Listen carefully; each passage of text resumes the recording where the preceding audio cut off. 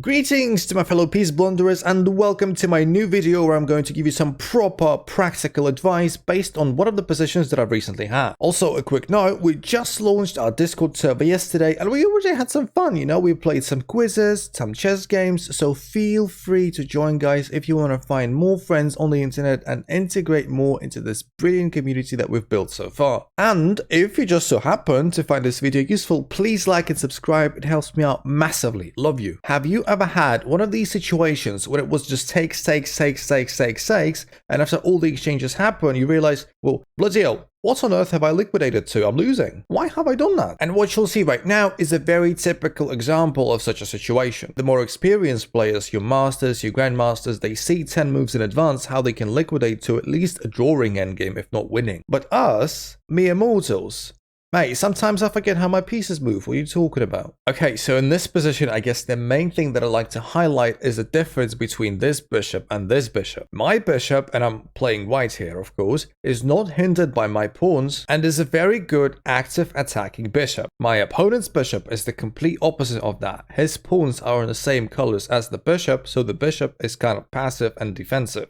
So if we somehow imagined that all of the pieces will be removed from the board apart from the bishops that I highlighted, I would have great winning chances in this endgame because of my initiative. And we won't have to imagine that happening, this is exactly what happened in the game. My opponent all of a sudden went for a series of exchanges that don't favor them in the slightest. Takes, and takes. Voila, we just got the position that I was referring to earlier. And now, in this kind of setup, the way I'm going to win is that I'm going to put all my pawns on the dark squares so that I control both colors, one color with my pawns and the other color with my bishop. Also, with all of my pawns on dark squares, this will likely mean that the opponent's pawns will remain on the light squares, which will in turn keep the opponent's bishop at bay, and they will only be able to control one color as opposed to me controlling two. Now b5 attacking my bishop, a move that I did not really like either. That's just putting another one of your pawns onto a light square. More preferable in my opinion would be b6 or c5. In the end, it just makes my job of controlling the dark squares even easier. Bishop retreats, and now we can see why black played b5. They want to develop their king with king to b7, although b6 could have done the same job as b5. Now I'm putting all of my pawns onto the dark squares as fast as I can with e3, king b6 and f4, and now I just have a great position.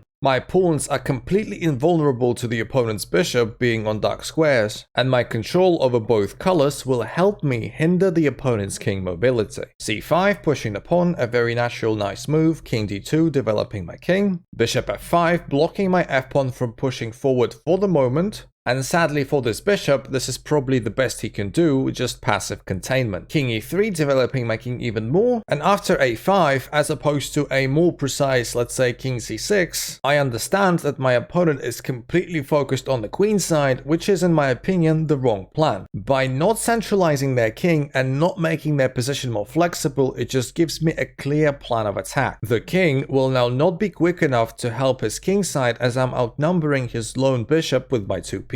And I am now starting my assault with bishop h5, attacking the weak f7 pawn, and the best reply here for black is still king c6, centralizing and activating his king, even sacrificing the f-pawn, so important the king activity in the endgame is. But my opponent here made another error which makes my job easier with bishop g6. Now takes, and my king can easily gobble up these weak pawns as black is forced to passively stand and watch. King f3, king c6, king g4, king d7, king g5, king e7, king takes g6, and from now on it's a pretty straightforward winning endgame. I'm just using my pawn majority to keep my opponent's king glued to the center of the board. And when the moment is right, I'm going to abandon my e-pawn and slide my king over to the queen side, where the king will capture all of the remaining opponent's pawns and I will easily win. And that is going to be it, my favorite unintentional gambiteers. Let me know your thoughts in the comments, don't forget to like and subscribe, and as per usual, may all your chess moves on the board be exclam moves, and have an excellent day. Love you guys, see you in the next one.